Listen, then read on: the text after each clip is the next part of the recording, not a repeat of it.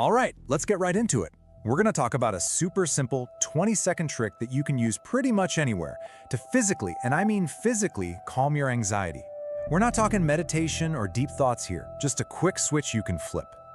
You know that feeling, right? When your brain is just screaming, replaying some awkward moment from 10 years ago, or just churning on this endless, stressful loop. It's exhausting. I love this metaphor. The source material calls anxiety a noisy manager in your head. And it's so true. And you know what? Trying to argue with that manager, well, that almost never works. So, here's the twist. What if we've been fighting this battle in the wrong arena? What if the problem isn't just in your head, but the solution? The solution is actually in your body. It's about finding a physical switch to just turn down all that mental noise. So we're going to walk through 5 really simple physical habits that do exactly that. They work from the outside in.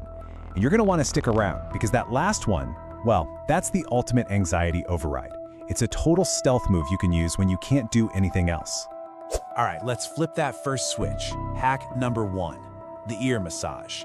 We're gonna start, quite literally, from the top. Okay, so here's the cool science behind why this actually works. Your ears are like a secret control panel connected to something called your vagus nerve. Think of it as your body's internal chill-out supervisor. When you stimulate it, you're triggering this rest and digest response that basically tells your whole system to, stand down. So here's how you do it. Go ahead, try it right now. Take your thumb and index finger and just grab the whole rim of your ear. Now, massage it firmly, kind of rolling that fleshy part. Work your way from the very top all the way down to the lobe. And when you get to the bottom, just give it a little gentle pull. That's it, just 10 seconds on each ear. Isn't this a great way to think about it? It really is like you're manually turning a volume knob on your stress. You are physically dialing down that internal buzzing. So when is this your go-to move? It's perfect for right before you walk into a stressful meeting. Or, when you're on a tense phone call and nobody can see you. My favorite, though, is when you're lying in bed and that noisy manager just refuses to shut up. Okay, on to the next one. Hack number 2, the physiological sigh.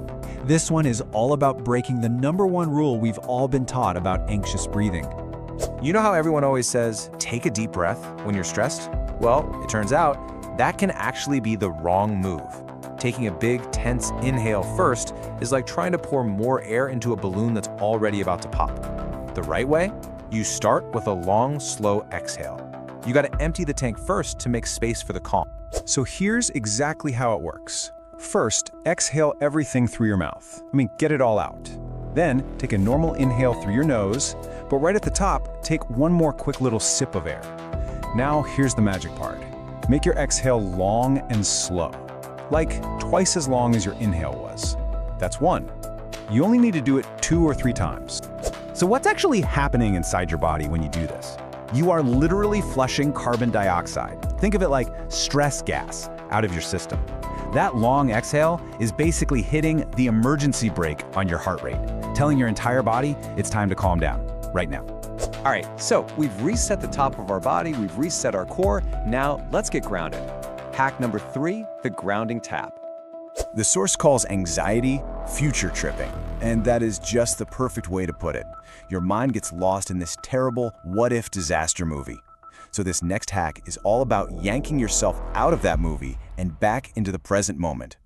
And your feet, they are the perfect anchor. Right now, just notice their weight on the ground.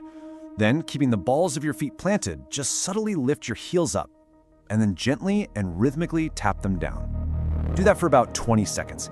The key is to really focus on that sensation, that little vibration. It's like sending a message to your brain that says, hey, I'm right here, right now.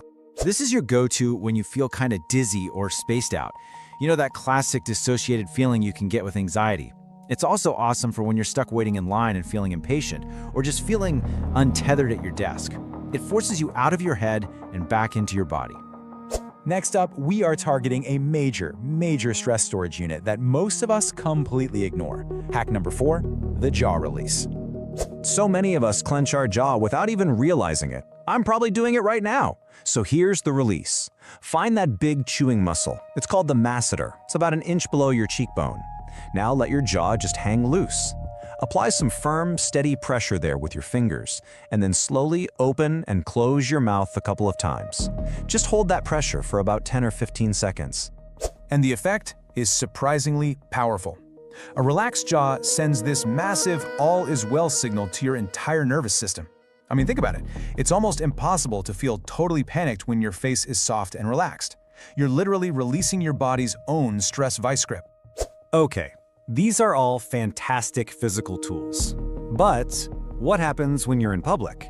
What if you're in the middle of a big presentation or a really difficult conversation and you can't exactly start massaging your ears or tapping your feet?